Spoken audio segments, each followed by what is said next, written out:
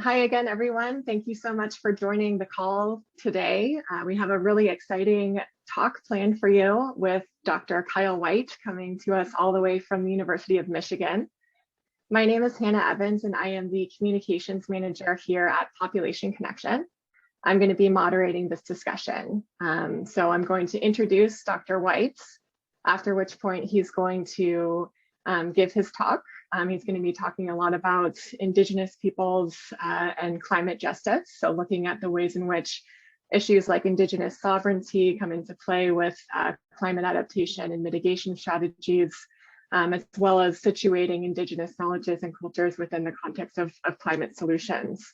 So after the discussion, we're going to have a short Q&A period. So as usual, if you're interested in learning more, if you have any questions for Dr. Whyte during the discussion, please voice them in the chat and we will be happy to get to as many as possible before the hour ends. So Kyle, you're on with us, right? Absolutely. Gonna go. All right, I'm just gonna introduce you and then it'll, you can start whenever you're ready. Okay, so this is Dr. Kyle Whyte, everyone, and we're, again, really happy to have you here with us. Thanks again for joining.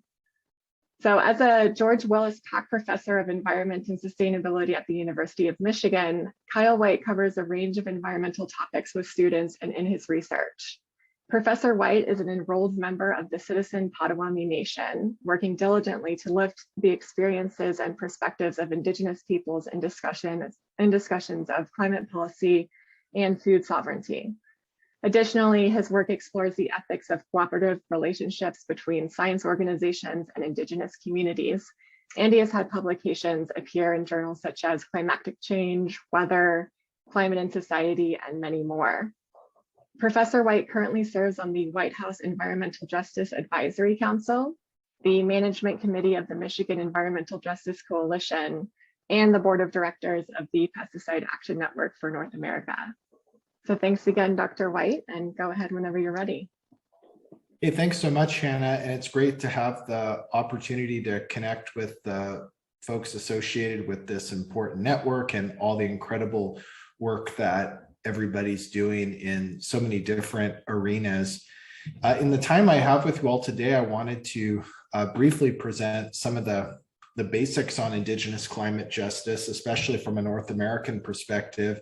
I'm going to focus a little bit on the philosophical aspects in addition to some of the particular issues that we're facing as Indigenous people. But I'll begin with a few more details about some of the work that I do, and I look forward to connecting with folks when we have a chance for some of the questions and answer and further discussion. So to begin with, I work in a lot of different areas tied to the empowerment of Indigenous people. As a Potawatomi person and member of the Citizen Potawatomi Nation, for me, the most important thing is to support the development, the growth, the well-being of our communities, whether it's Anishinaabe people, of which the Potawatomi are a part, or Indigenous people more broadly. And a lot of my career has been devoted just here in the Great Lakes region to conserving the plants and animals that matter to our communities. Potawatomi people, this is our homeland, and it's important for me to be doing everything I can to protect the environmental quality that is so important to who we are as people who are from this land. My work is very intergenerational. A lot of my work is with tribal colleges. I've had a over 10-year relationship with the Sustainable Development Institute at the College of Menominee Nation. It's an Indigenous research and teaching institute. We do educational work and research and other projects and programs supporting tribal students, but also other Native persons that seek to be in collaboration with us on climate change initiatives. I've been active and am a founding member of the Michigan Environmental Justice Coalition. We're some 30 different organizations in the state working to improve environmental quality for communities that face barriers of discrimination and other forms of disempowerment. We do policy work, we do education and training, and we just do what it takes to try to make change and to try to make it so that all Michiganders have access to a clean, safe, culturally appropriate, and healthy environment.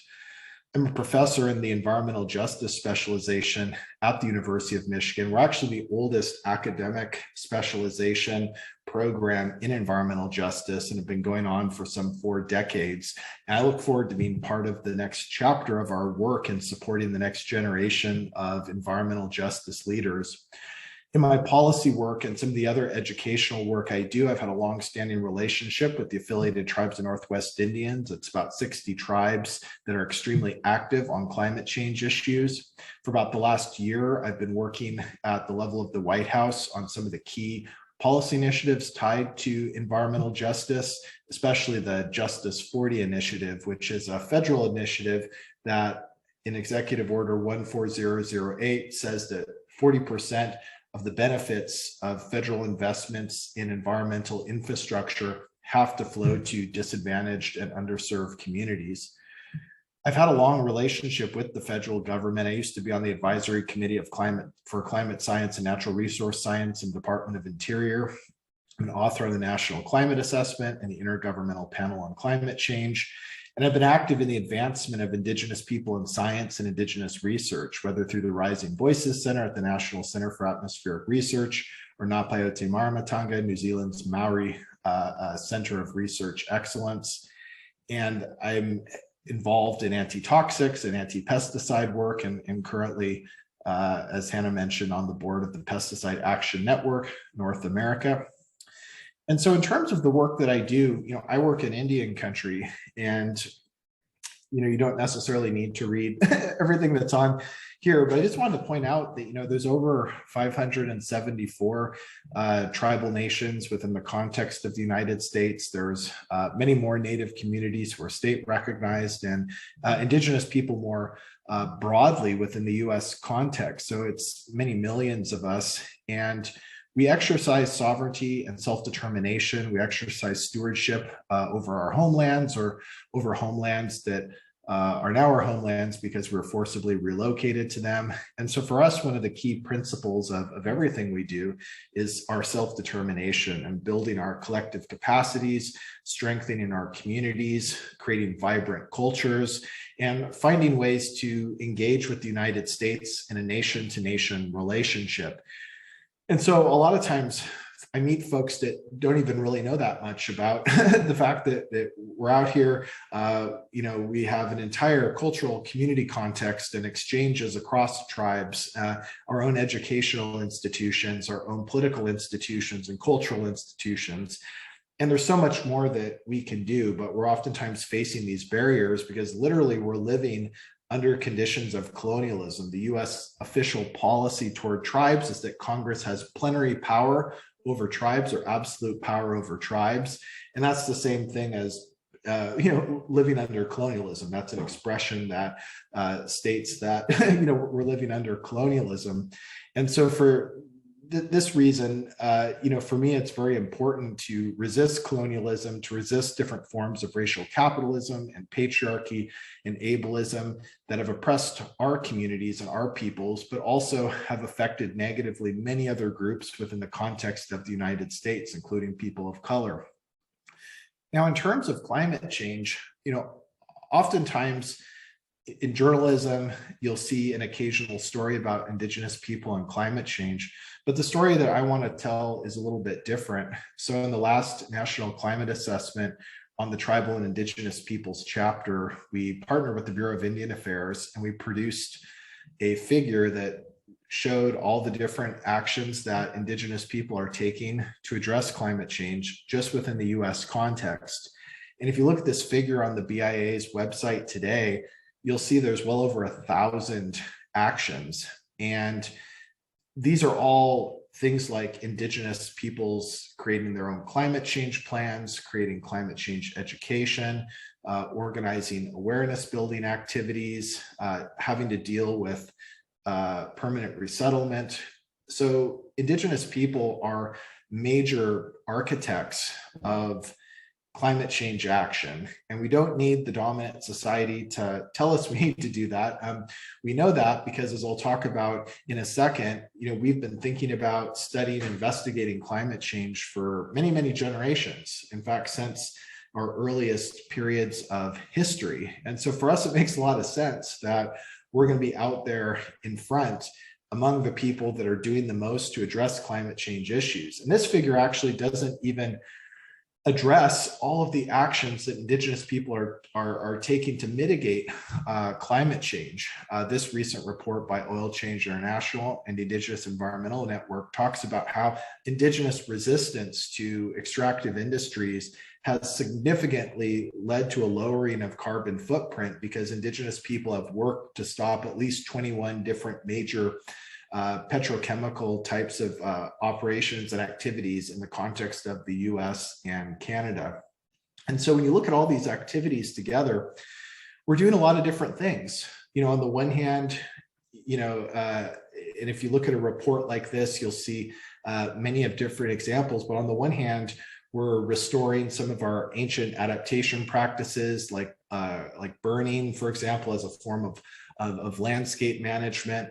We're engaging in educational initiatives for younger people to understand how they can take leadership in climate change. We're engaged in renewable energy projects and sort of taking back what happened historically where we were cut out of the US energy sector. And we're actually trying to create renewable energy systems in tribes on our own terms and in ways that make sense to our own communities in terms of our health, our well-being, and our sustainability. And so in this report, for example, and it's just available online, you'll see diverse examples and testimonies from over 90 authors and over 36 testifiers on all the things that tribes are doing, whether it's adaptation planning for climate change or whether it's developing renewable energy systems.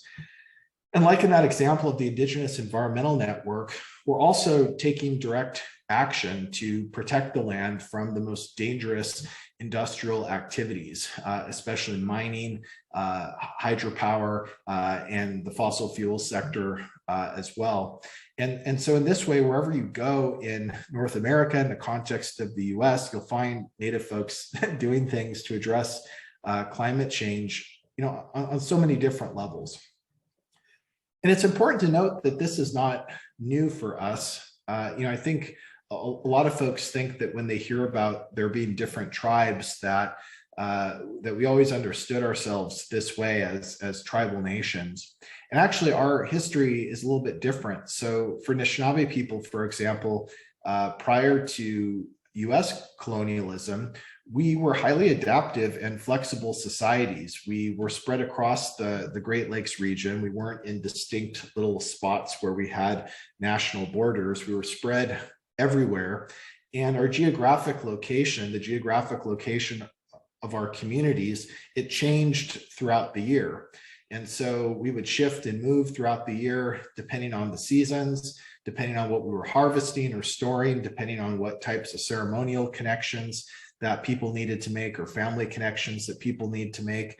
And so the idea of a tribal nation is a more recent idea that has come about from our need to be able to negotiate with the US. But historically, we operated along a different model of nationhood. We were also societies that didn't have a gender binary system like we see now with sort of the deeply problematic patriarchal gender binary, but rather for a lot of Indigenous people, including Anishinaabe people, we had a very open sense of gender and sexuality, and we didn't have some of the hangups with the patriarchal system that has been extremely violent within the context of US settler colonialism.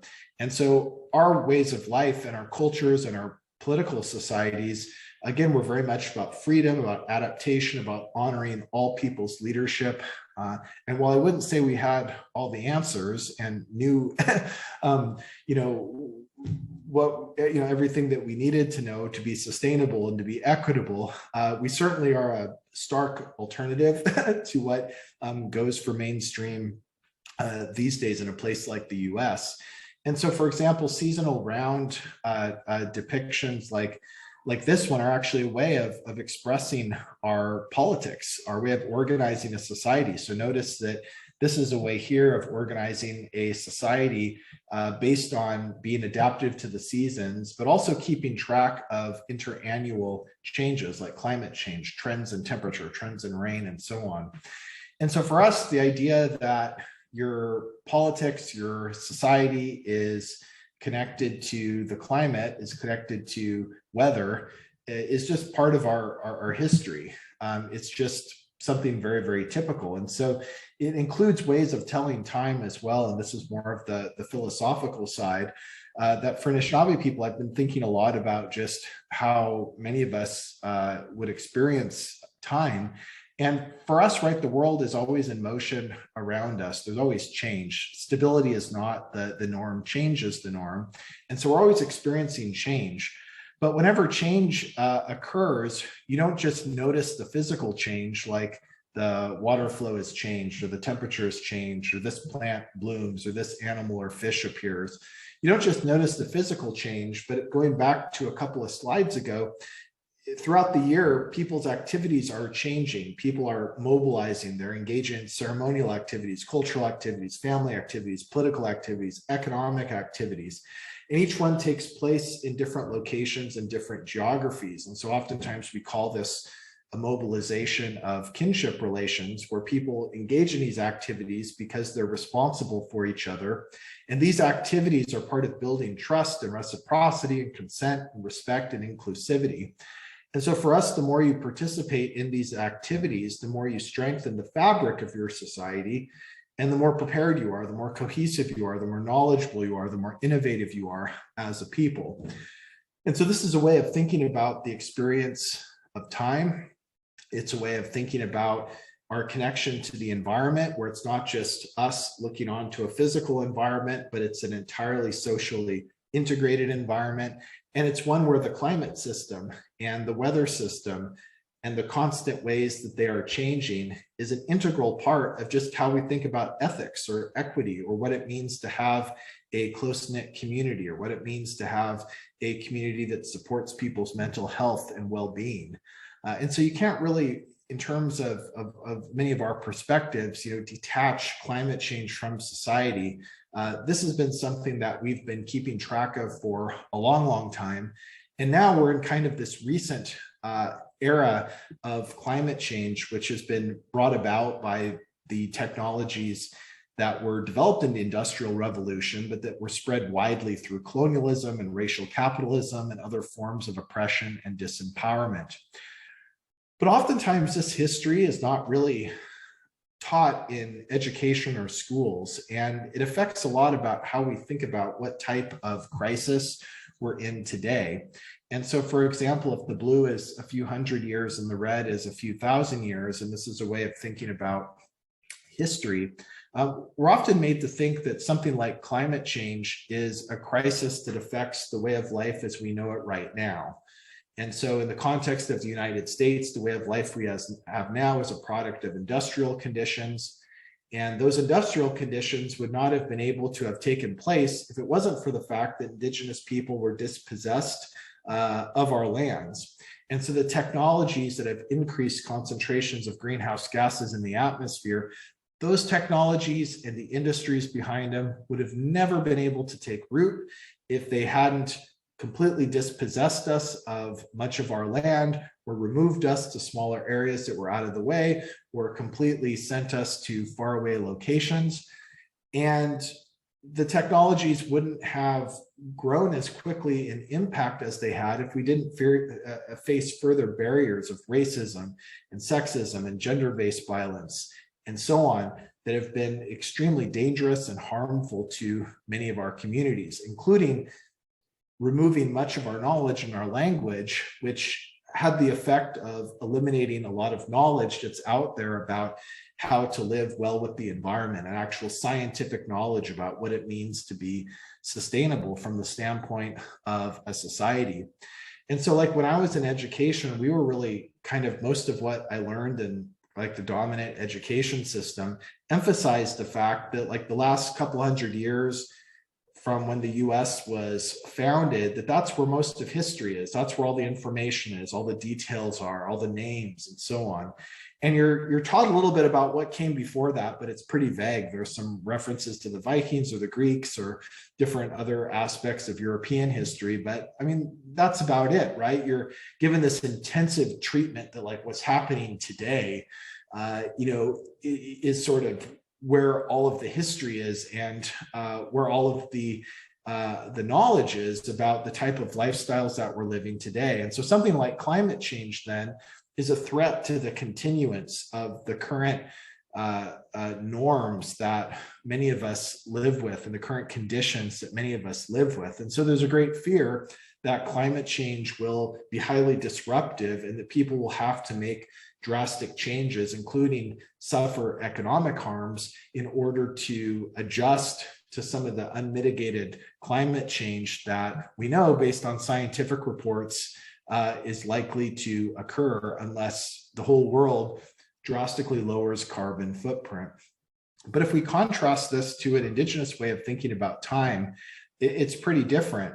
So like for Anishinaabe people, like we actually would, in education or in other types of discussions, like we actually focus on the fact that we've been around for thousands of years and we have a big history, a big ancient history, especially here in North America. And we actually take very seriously trying to understand what happened in the past, including the fact that we have different stories of previous historical periods, even before we can precisely remember when that was, when humans actually had to reckon with climate change. We have stories of all sorts of climate change impacts. We have stories of how people figured out how to manage climate change impacts. And in most of those stories, the solution was never that we needed a particular technology to save us, but rather that people's ability to cope with climate change was a function of the strength of their kinship relationship. So we have stories that talk about how people were not able to adjust immediately to certain climate change because trust had broken down in society or consent had broken down in society. And so we needed to restore that fabric for people to be able to be responsive to climate change. And just like I was telling you a bit earlier, because the climate change situation that Indigenous people face is one that was conditioned on or caused by the dispossession of our lands, that dispossession, that colonialism, is a violation of kinship. It's a lack of kinship. It's a ignoring of kinship. And so we've gotten into this situation because of how the settler population and other colonists initially dismissed us and felt it was okay to completely threaten, destroy our cultures, our way of life, our land base. And that's why we're here. And until we change that kinship situation, it's going to lead to situations where even solutions to climate change are ones that are harmful to us. You know, certain solutions to climate change, like forest conservation or hydropower or even nuclear power, are ones that are still highly violent and damaging to many Indigenous people, whether they live near the mines, whether they're going to be flooded out, whether they're going to be cut out of sharing in some of the new profits of those industries. Right now, as this image shows, we're actually living in a colonial period. We're living in a short period of time, and we have a much broader, a much longer history. And it's a time where we're living under colonial conditions. And so the issue of climate change, the climate crisis for us right now, is not actually something that many Indigenous people would experience as a threat to norms that we take for granted today. We're actually trying to get out of this situation. We're not trying to remain stuck in colonialism. We want a better world. We want a different world. And we want a world that reflects the best of the knowledge that we have, the values that we have, but also the values of communities that have also suffered from discrimination. So in the US context, you know, we really want to see a world in which African Americans and Latinx people and Asian American people and others are liberated and can shape society in a way that is sustainable and equitable. And so our perspective is that the climate crisis occurs in this period of time that is actually, for us across our whole history, a very concentrated period of disempowerment. And in a lot of the scientific studies that I'm part of, we actually see firsthand what this means, because in all of the data that's available and all the testimonies that are available, we know for a fact that Indigenous people, both in the US and all over the world, are facing some of the most severe threats from climate change. Indigenous people are among the first to have to resettle permanently due to coastal erosion. Indigenous farming and agricultural systems are deeply threatened by extreme changes in rainfall and drought. Weather change and changes in water quality are affecting Indigenous people's fisheries. And many cultural practices are tied to habitats, say like in the Great Lakes region, that are threatened by warming and the destabilization of the climate system. Indigenous people are greatly threatened by extreme weather events due to infrastructure issues that we have, right? The United States never invested in infrastructure equally for Indigenous people, but also many communities of color. And so we also face vulnerabilities there. But in the actual studies that have been done, the reason why we're facing all these vulnerabilities is not just because we're in the wrong place at the wrong time. It's actually because that land dispossession that occurred historically and the disrespect of our sovereignty and self-determination, that itself is what puts us in the position of being in areas of land that are vulnerable, or in having inadequate infrastructure, or not having respect for our sovereignty and leadership that would allow us to be at some of the decision-making tables. And so if you really want to study climate injustice against Indigenous people, you actually have to look at how policies like all of these listed here, some of which don't sound very environmental, are part of what made it possible for Native people to be in predicaments that are heightened in their vulnerability to climate change. And so in a recent paper that I'm part of, we did a historic comparison. It's going to be published in a few weeks, actually, in Science. And we used some different methods for being able to compare locations where Indigenous people lived historically and the locations they're in now, whether they're like reservation locations or areas they were relocated to, like Oklahoma. And we actually found, among other things, that the lands that Native people were forced on today are more vulnerable to a range of environmental impacts comparable to other citizens of the US. We found that oftentimes our lands were jammed up against certain types of federal land, which makes it harder for us to adapt to climate change because those borders are more rigid.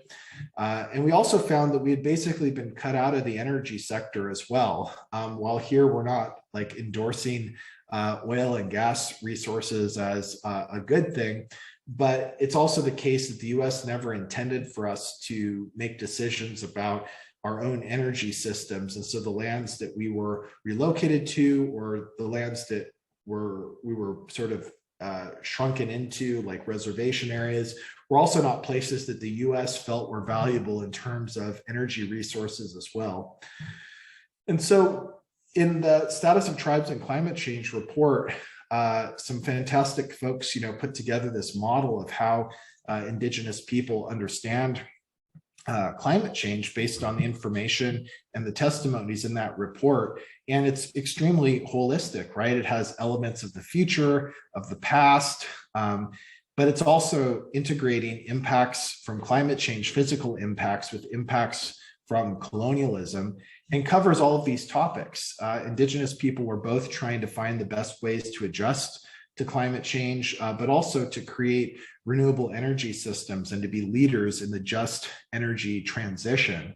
And so climate change includes all of these things because we're thinking about it at a community level. And it really goes back to what I was saying earlier about this way of thinking about environmental change happening around you in a way that's always associated with different social activities. And those social activities are associated with kinship. And so in this way, right, climate science is not new. Human-caused climate change is also not a new concept for a lot of Indigenous people. We know that humans have a relationship to the climate system. Oppression is the root cause of the impacts of climate change. It's not just like emissions. Emissions is part of the science of understanding what leads to the rising global average temperature. But what got us to the point where that's an issue is oppression in the form of colonialism, in the form of racial capitalism, but also importantly, patriarchy, ableism, and other forms of disempowerment are all intersectionally related to one another and have operated with extreme violence and negativity for many, many different people in the context of the US. But that if we're going to have solutions to climate change, we need to pay attention to kinship. I can't tell you how many examples, and I've done a little bit of writing about this recently, how many examples where engineers and politicians and others will move forward with wind power, or solar power, or forest conservation, or another solution to climate change, and they still don't care about Indigenous people's consent. They still don't care about Indigenous people's sovereignty, and they don't care about the fact that we're trying to support future generations by being closer to our own lands and not being told what to do on our lands in ways that are dangerous and risky for people in our communities. And so is it really a climate change crisis, or is it a kinship crisis? And I think if people want to address the climate change risks more quickly, they're going to need to include us, and they're going to need to support kinship relationships with us. And that's a key part of being able to address climate change. But it has to operate at the speed of kinship. And I think there's some parts of the world where that means that we'd be able to move more swiftly to lower our carbon footprints and do so in equitable and just ways. But there are other parts of the world where that may occur more slowly because people need to build that relationality, and people will have to make a choice between what actually motivates them. Do they prefer a world that's just and equitable, but that will be equipped, and that will be equipped to deal with many more challenges in the future? Or are they willing to seek to just do whatever it takes to lower carbon footprint, even if they further entrench injustice and inequity and further create a world where people distrust each other, they don't respect each other's consent, and they won't be prepared to work together when future crises after the climate change crises occur. So anyways, I'd like to go ahead and close there, and I look forward to talking further with you all in our exchange today.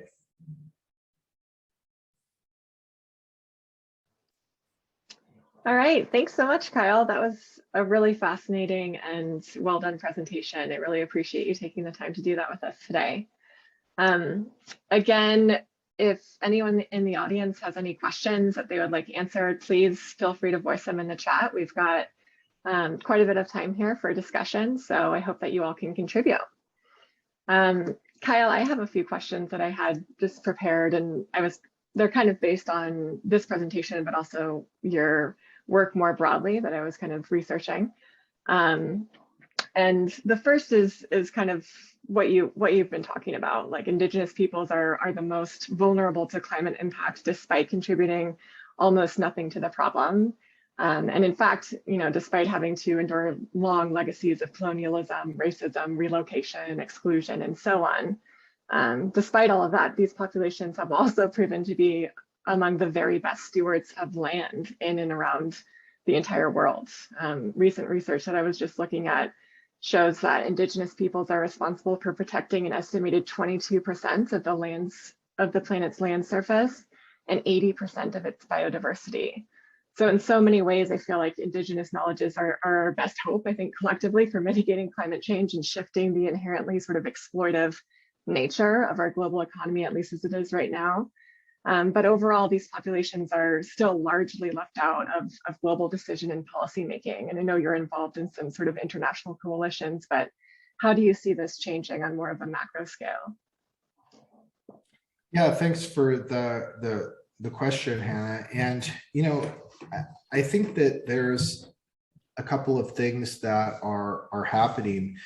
First, internationally, Indigenous people going back, at least 100 years have sought to engage the United Nations process and the human rights process. And actually within the United Nations, I think Indigenous people, I can't remember the exact way to express it, but I think the best way for now to express it is that Indigenous people have one of the largest presences within the United Nations as a non-state set of actors, right? There's an expert mechanism, a permanent forum, a special rapporteur, all focused on Indigenous issues and rights. Each major UN program, like the UN Framework Convention on Climate Change, has a caucus or other mechanism or set of instruments for Indigenous people. And so I think that regardless of what the dominant society does, Indigenous people, by dint of their own leadership and hard work, are seeking places at the table. In the US context, we're seeing more Indigenous people being in leadership positions on major councils and agencies and so on, like Deb Haaland in the Department of Interior. But all over the federal government, you're now seeing more Indigenous people in prominent positions and responsible for making key decisions. So I think it's first just worth noting that Indigenous people work very, very hard at a lot of different scales to be able to make change, including people that just work within their own communities, which for us is something that we consider, I think, across a lot of different tribes and tribal communities. Like, we actually consider that the greatest form of success, that you're able to continue to work locally. We don't necessarily believe that there's a hierarchy where you get national, international, and more abstract in terms of your representation and who you speak for. Now, in terms of people in the kind of the dominant societies, whether internationally or in the US, we could be doing a lot more if we were simply treated better. And I think that the fact that within a body like the United Nations, there's still a lot of misunderstanding about what Indigenous sovereignty is. There is still a lack of respect for Indigenous people's free, prior, and informed consent. And there's a lot of countries where they've never respected people's consent, and they won't be able to figure out ways to do so within their institutional bureaucracies systematically. They're a very long way from being able to truly have a governing system that respects Indigenous people's free, prior, and informed consent. But we're also struggling against potential allies who continue to tokenize or romanticize us. I mean, I can't tell you how many reports or other things ask me to participate at the last minute, or ask other people I know to participate in the last minute. They primarily want our names associated with their reports, even if we contribute very little, or even if we don't have any voice in terms of the overall framework. But I get really encouraged by just the different ways in which Indigenous people are linking up with each other and forming their own coalitions. And I hope that some of the dominant societies and dominant leaders will change more quickly and more drastically. That would make things a lot easier. Yeah, absolutely. I've just been thinking a lot about that, because I feel like, Indigenous knowledge and social structures, as you've described them especially, are just sustainable and sort of synergistic by design, right? And that there's a really deep and direct connection that people and communities have, not only with each other, but with the surrounding environments, like the plants, the animals, the land, and the broader ecosystem. And this is all really wonderful, except that it's directly antithetical to capitalism and so-called economic growth as we view it. So I'm wondering if it's possible to kind of decolonize climate change when its root causes like capitalism, colonialism, and extractivism don't really seem to be going anywhere. I guess I'm also dovetailing off of that, wondering if you view tackling climate change as being predicated on a complete overhaul of the system, or can it be more incremental and localized? Like, how can we best integrate this knowledge? Absolutely. The way that I look at it is that, I think when I'm talking to a lot of my colleagues, there is that distinction that you mentioned, Hannah, between swift action and incremental action. I think there's also ways to look at it. So one of the ways that I look at it is that for a lot of Indigenous organizers and Indigenous leaders, we have to balance what we're doing. On the one hand, I think the most powerful thing we can do is work within our own communities to actually model a different type of society. And so there's a number of different tribes or tribal projects that when you look at how those projects are organized, how they're managed, how they're run, it's actually a different value system. It's a non-capitalist value system. People are motivated by generosity and consensuality and other values that are really not featured very prominently or even dismissed within capitalist culture and capitalist education. But the other thing we need to do is stand up against the unchecked behavior of corporations and governments and private citizens that intend to do harmful things to us and put their well-being before other people. And so I think for each of us, it's a balance between where we best put our efforts, but we should never put up with the harms and the violence. There's no excuse for putting up with any of that. And there's no incremental strategy that would make it morally acceptable to not stand up to something. And so I think for us, it's more about finding ways to develop the support network so that those of us who have the greatest capacity to stand up and resist on the front lines can do that, but also the support networks of the people that are able to put more of their time into that community growth and development, that showing of alternative forms of collectivity, that they're supported, that they can actually find sustenance doing that work. Because again, it's not exactly like there are a lot of well-paying jobs in that particular sector. So we have to show what it means to support people who are doing that work, including non-income, financial income forms of support. Yeah, absolutely. Thank you. There's a lot of questions coming in, and one of them is just a comment. It says that your talk should be mandatory for all policymakers, political, governmental, religious, and in areas of economics. So that's pretty good feedback. let me practice it a little bit more, and then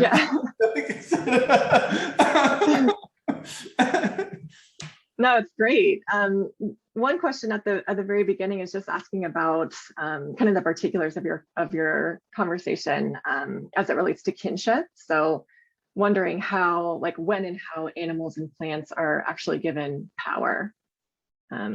Sure.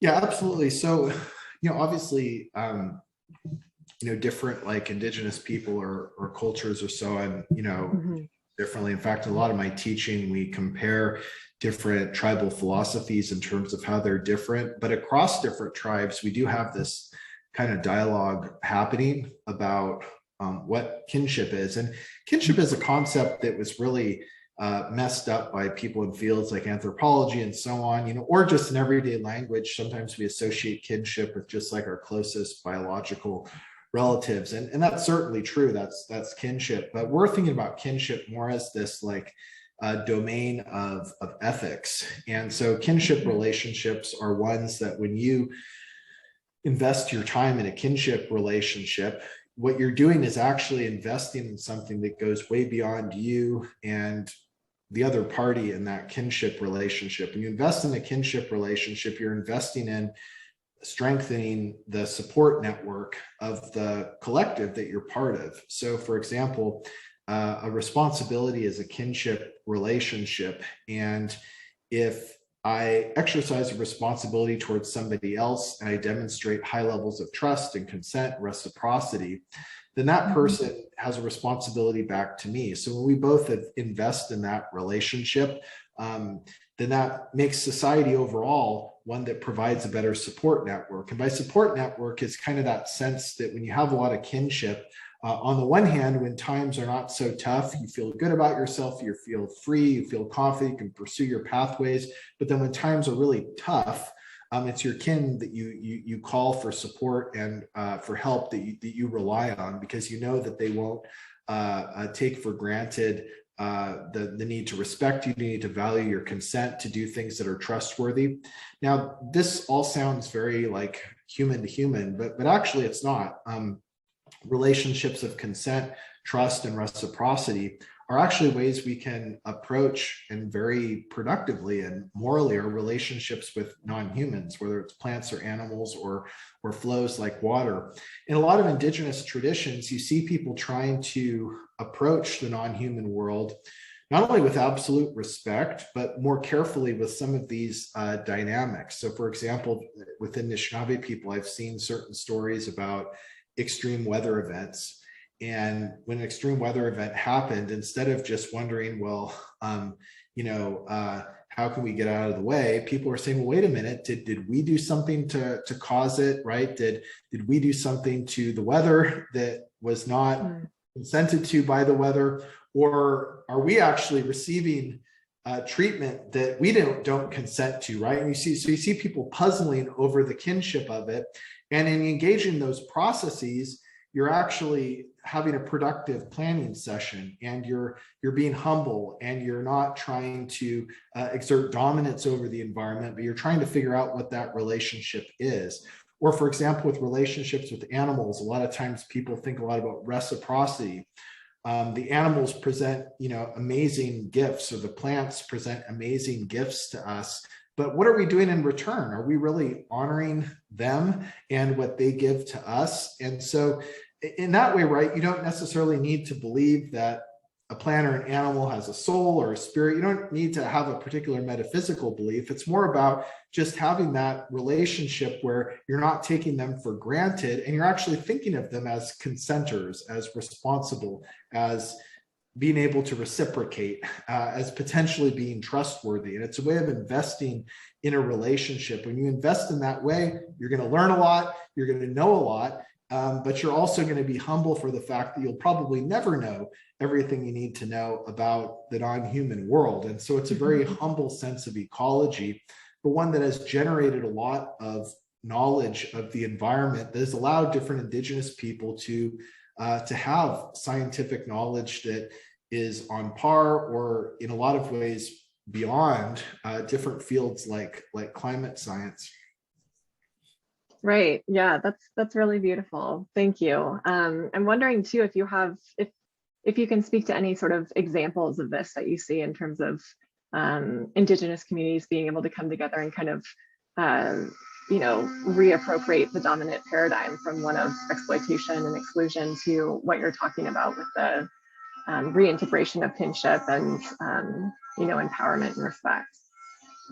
Yeah, absolutely. One of the most powerful examples is Indigenous people working creatively to change how the dominant society understands things like rights.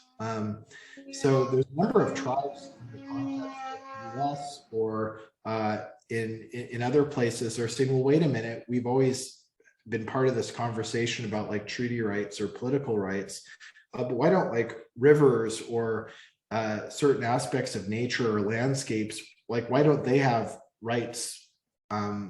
And so you see a lot of tribes, whether it's the Ho-Chunk tribe or the Ponca tribe or certain iwis in Aotearoa, New Zealand, that have actually created important policy mechanisms for actually trying to demonstrate to people in the dominant society that things like rights are not just for humans. And actually, one of the important things to note is when Indigenous people engage in that type of organizing and that type of legal reform, they're actually trying to give voice to something that's much more complicated than just a right. They're saying that for us who seek to maintain these kinship relationships, that if we're going to live in a society that values things like rights, then we're going to reappropriate those rights to make more sense in terms of our kinship relationships.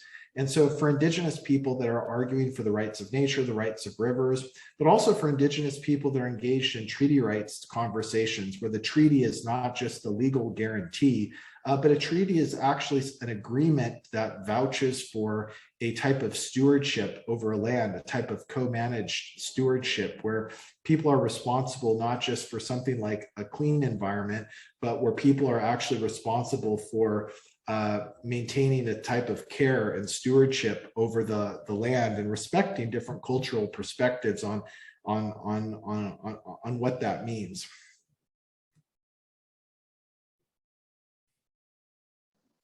Sorry, I just muted myself preemptively, but that backfired.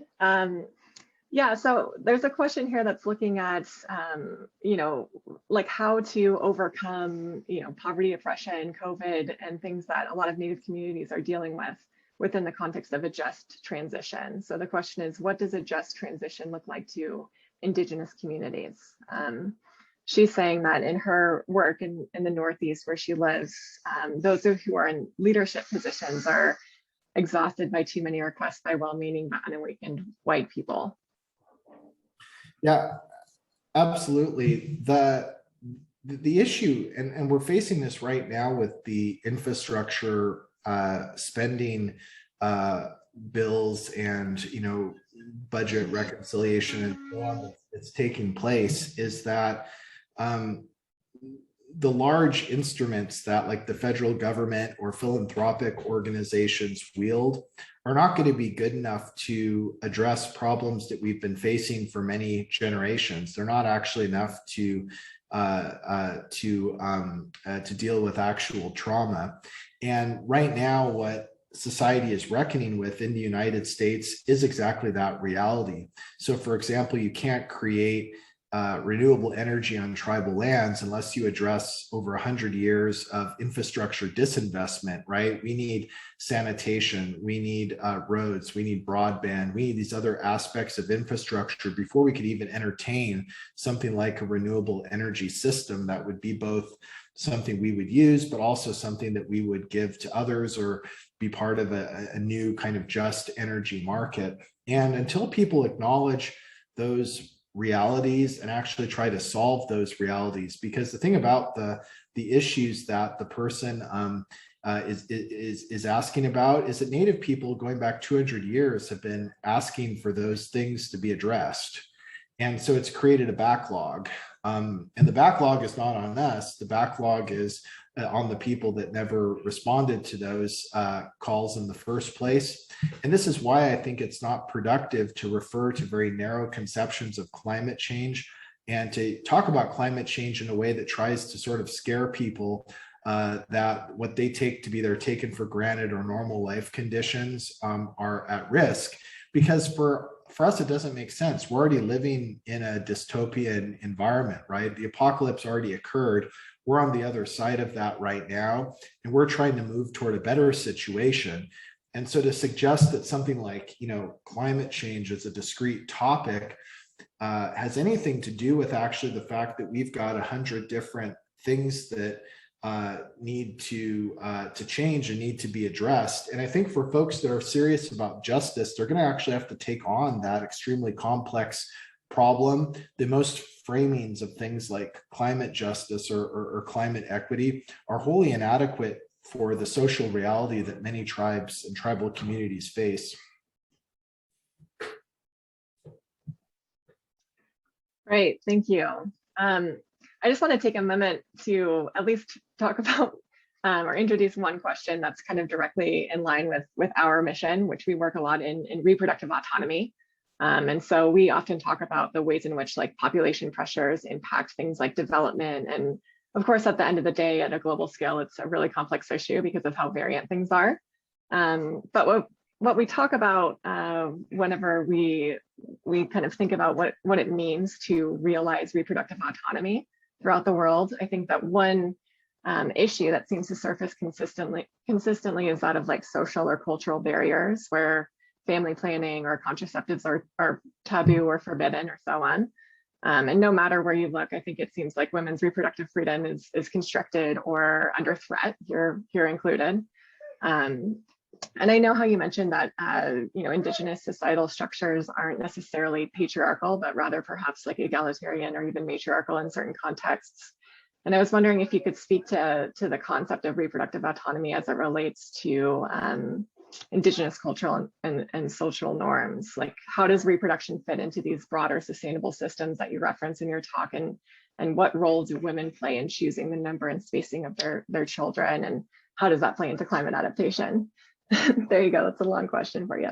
Absolutely. Well, I think one contribution that Indigenous people can make, especially to the education system, is that we don't separate something like climate advocacy from like reproductive justice advocacy or gender equity advocacy. And I think it's important that we kind of step back and look at the whole picture. So for example, for Anishinaabe people, what I was saying before is that our actual tradition, our historic traditions were to be highly mobile societies, that our sustainability as a people was based on constantly being able to move around and be part of small societies and big societies, sort of expanding, contracting, growing, shrinking at different points in the year. Now, if you take something that's related to reproduction and sexuality, like different types of marriage bonds, it was probably unlikely, and there's evidence of this, is unlikely that we were some kind of sort of exclusive monogamous society, but rather people were able to be involved in multiple reproductive relationships in different geographic areas. And unlike in today's situation, right, where oftentimes monogamy and a certain type of exclusivity in a reproductive or marital relationship is a way to avoid ethics issues. In our society, I think the idea was people had those freedoms because there was a lot of respect for consent and a lot of respect for trust. And so you could actually imagine a society where people were able to make free choices over reproduction. And those choices were actually part of what made that society sustainable, what made that society mobile. And you look historically that, Native women, for example, within the Anishinaabe tradition, including some of my great grandmothers, they, in like the fur trade era, the history tells us that they exercised great choice over their marital relationships, their sexual relationships. They owned property. They were involved heavily in trade and major economic decisions, and that the United States very deliberately targeted both Native women's reproduction, but also their status in terms of gender in society, including actually the discrimination against gender non-conforming persons, against two-spirit persons. And this is actually well documented for some tribes that the US was deliberate in introducing patriarchy and control over people's bodies as a way to undermine Anishinaabe gender and reproductive systems that were very, very free and liberating. And so reproductive justice or injustice continues. One of the biggest impacts of the fossil fuel sector on Indigenous people is the trafficking of Indigenous women, girls, gender non-conforming, and two-spirit people. And that's part of our environmental justice advocacy. It's not a separate thing, it's a central aspect of it. And so in this way, I would argue that something like reproductive justice is just, if I refer to that, I should also at the same time be referring to climate justice, right? The reproductive justice is a central aspect of climate justice. Absolutely. Yeah, that's exactly kind of what we are trying to drive home as well, is the kind of interconnected nature of sustainable development and climate adaptation and mitigation strategies. It's not helpful to look at things in isolation. Everything's very connected. And at the societal level, just wondering what you think about women's empowerment and reproductive justice and climate justice kind of playing roles together. But within the context of gender, right? So you mentioned in your talks that gender is, I think, fundamental to climate adaptation, and that women's lives are also fundamental to climate adaptation. So what role do you see women playing in this space in either Indigenous, sovereign circles or more broadly? Yeah, absolutely. So, I think for us, as Native people, it's two things. I think one, the fact that our movements are seeking most of the time to uplift women, to uplift gender non-conforming persons, is a tremendous historical thing for us, because again, we have many traumas from patriarchy in our communities. And in fact, within many of our communities, we struggle internally with sexism and different forms of gender hierarchy that are very harmful and violent to women and girls. And so in this way, right, when we seek to uplift the knowledge, the leadership of women, of gender nonconforming persons, of two-spirit people, we represent the power of their perspectives, we're taking a major historical step. And we're beginning to chip away at something that's been systematically harmful to us. But the other side of it is that Indigenous people, whether they're scholars or leaders or others, are also just moving forward in trying to understand what a better society would be like. And I think our starting point is not how does gender relate to climate change, or how does the freedom and the choice of women, girls, and two-spirit people, how is that related to climate change? We already start from the idea, and you can see this throughout a lot of Indigenous organizing, that climate change and sustainability are not detachable from the types of freedoms, Hannah, that you were talking about. And so for us, that's just the starting point. And we're actually trying to look at the very specific examples and solutions. And so I am familiar with a lot of different tribes. I've worked with many tribes who are doing this, that when they actually centered and were explicit about it, gender equity and reproductive freedom as a part of their climate change plans, they had better knowledge of climate change issues they were facing. They were able to mobilize communities better toward transitioning to newer and better energy systems. And so I think this is what we see, whereas when people do not address gender hierarchies and oppressive gender systems, then they end up doing things that don't take advantage of the best knowledge and that don't include all of the people that need to be energized behind those initiatives. Right. Yeah. The same processes and kind of structures that are imposing environmental harm also impose harm on women and marginalized groups and all of that. It's all connected. Thank you very much for this presentation and for this really engaging discussion. Thank you to all of our members and participants for submitting some really interesting questions. I really appreciate all of this, and I am really happy to be able to talk to you, Kyle. It was a really fascinating talk. So we're going to get wrapped up here since it's 11:02, but we will be in contact with all participants about any outlying questions or any other information that you might like from Dr. Whyte. So thanks again, Kyle. Have a great day. And thanks everyone for participating. We'll see you soon. Take care, everybody.